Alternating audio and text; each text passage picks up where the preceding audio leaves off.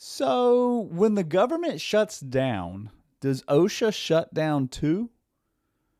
Can I relax for the next few weeks? Do I not have to worry about an OSHA inspection? Do I not have to worry about a compliance officer showing up at my front door? Oh, wait, no, you're telling me they're still doing inspections?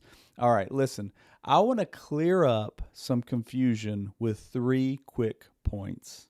Let's dive in.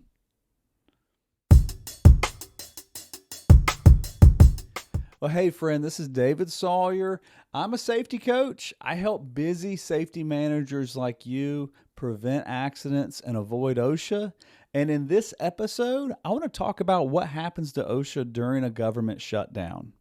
But before I get to that, I want to tell you about my OSHA Audit Checklist. This is a great way for you to prepare your team for an unexpected OSHA visit.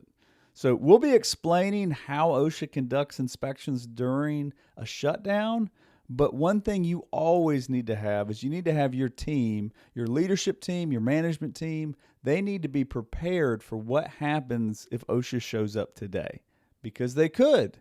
You see, it's not a question of when you're going to have an OSHA inspection. It's really just, are you ready for it? And you got to be ready for it. So go to my website, helpwithosha.com. You can download a free OSHA audit checklist, and there's even a helpful video where I walk you through the different things you need to know in order to prepare your company for an unexpected OSHA audit.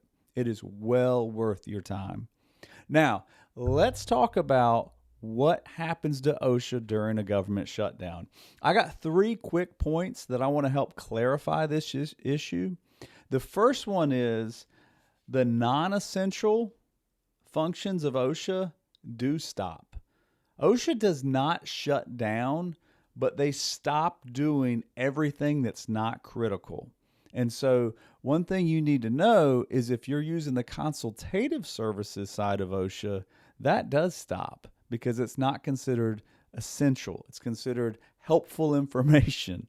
So me being a safety coach, I want to help companies understand where they can get resources. Obviously, I provide a lot of resources to my clients, but I do have clients that work with OSHA on the consultative side. And you need to know that when the government shuts down, that stops too, because it's considered a non-essential. So OSHA is funded by the federal government. So there is the funding comes and has to be approved by Congress.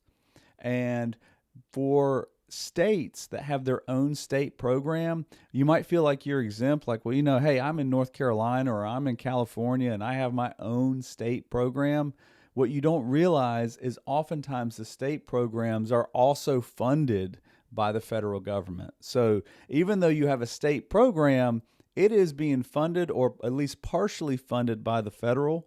And so you still are going to see things stop happening as quickly. So you might not see any effect at all, but odds are if you're in a state that has a state OSHA program, you're still going to see delays. You're going to see things stop happening. You're going to see anything non-essential stop. One good way to remember this is if it has been scheduled, it is stopped. Now, I can only imagine how frustrating this is for OSHA employees, people on the consultative side as well as the compliance side, because they have things scheduled. And here we are, as I record this video, we're going into the 2nd or maybe even the 3rd week of the government shutdown. And anything that's been scheduled, it's not happening. So if it's been scheduled, it is stopped. Routine inspections have stopped. Training has stopped. Consultative services have stopped. So that's something to keep in mind. If it is non-essential, it stops. So that's the first point. The second point to remember when it comes to a government shutdown with OSHA, if it is something serious, it's going to go on. It's not going to stop.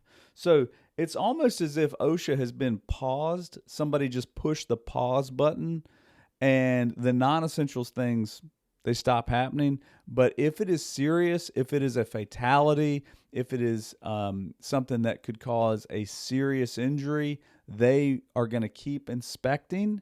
They're going to keep following up on that. And even though they might be moving slowly, it's almost like they're limping along. They're going to try to do their best to tackle the things that they feel like are serious safety hazards. So when you talk about life risks and safety risks that are serious to health and life, that's going to be at the top of the list. So anything from a fatality to an amputation to complaint inspections that are dealing with serious nature, they're still going to show up. They're still going to do safety inspections. So in the beginning, when I'm saying, hey, you don't got to worry about safety inspections, that's not true. OSHA will still do inspections, but it's going to be slower. It's going to take longer to get there, and it's not going to be quite as good on the timeliness of it. And they're still going to do a good job when they come in. Make no mistake about that. They're going to be thorough, but they're stretching the pennies right now. So they're not going to show up if somebody's complaining about something minor. They're not going to worry about that. They're only going to be handling the stuff at the top of the list. Now, like I said, the state OSHA programs are going to stay open. They're going to keep functioning, but they're going to be functioning at like half speed because they don't have as much funding, and the reporting requirements are going to stay the same. So an easy way to remember this: if it is serious, if someone could hurt or die, OSHA still applies. Okay? So point number 1, non-essential stuff, that's out of here. Point number 2, serious stuff or essential things are going to keep happening. And again, OSHA still applies. If you can die, it matters. Now, the third point that I want to bring up, and this really goes back to the heart of why I started Help with OSHA, because I wanted companies to understand you don't have a safety program. You don't have safety training. You don't have a safety culture because OSHA says so. You do it because it is what's best. So safety never stops. How this applies to you, if you are a safety manager, who cares? If OSHA went away tomorrow, your job matters even more. You see, it's so important for us to realize that we have to treat this as if nothing's going on. You should be acting the same way this week as you were a month ago. It doesn't matter if the government's shut down. You have to keep keeping your people safe because that's why we're doing it. We're not doing it for OSHA. We're doing it for our people. So don't assume you're not going to have an OSHA inspection. You will have the same type of requirements whether they're inspecting you or not. Number 2, the OSHA logs, the training records, the safety committee meetings, all that stuff should be going on because even though their scheduled activities have stopped, yours are going to keep going. And trust me, you do not want to go easy or lax off or not do something because you feel like, well, the government shut down, so we don't got to worry about it. No, we are going to keep doing what we can to keep our people safe. So shutdown or not, safety never stops. And just to wrap this up, I want to circle back to these 3 things. When the government shuts down, everything moves slower. The money stops flowing, and so they're going to focus on the essential items, but the non-essential stuff is going to go away. The way this is going to impact you is if you are working with OSHA in the consultative services side, you're probably going to have a lot of time before they get back to you. Okay? Now, and the reality is when the government gets turned back on, right? When the switch gets flipped back on, they're going to have to play catch up, and they're going to be trying to catch up on things that they've missed. So it's important for you as a safety manager, you're going to keep flowing because you're not doing this for OSHA, you're doing this for your people. So my tagline, prevent accidents, avoid OSHA, the whole reason I came up with avoid OSHA is because you don't need OSHA. You don't need OSHA to come looking over your shoulder and seeing what you're doing. You need to be responsible enough to be doing it the right way anyway. And honestly, if you are watching this, then you're already there. You're already doing it because this is going above and beyond making sure that you know how to keep your people safe. So I mentioned earlier, helpwithosha.com. Go there, get a free OSHA audit checklist. I will walk you through step by step what you need to do to prepare your team for an unexpected OSHA audit. And also, just to put it out there, I want you to know about it. I'm working on something super exciting this fall that is going to be my stress-free safety coaching community. And what this is a program where safety managers are going to get dialed in and they get into this membership.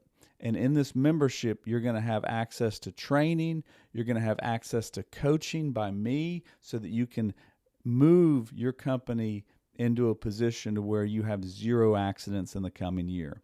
Our goal is to help safety managers go from busy and hectic and not knowing what they're doing to organized. And our goal is to do it in about 3 months. So you can really see incredible changes in your organization within 90 days. Now, I'm going to have an application for that program coming up, and I'll share it with you here on the channel. But just make sure, stay plugged in. Check out the resource, the OSHA Audit Checklist. That's going to be a big help. And again, just because the government shut down, safety never stops. You need to know that. You need to be living that. So hope you do everything you can between now and the next time we talk to keep the people you work with safe, because no one should be hurt at work.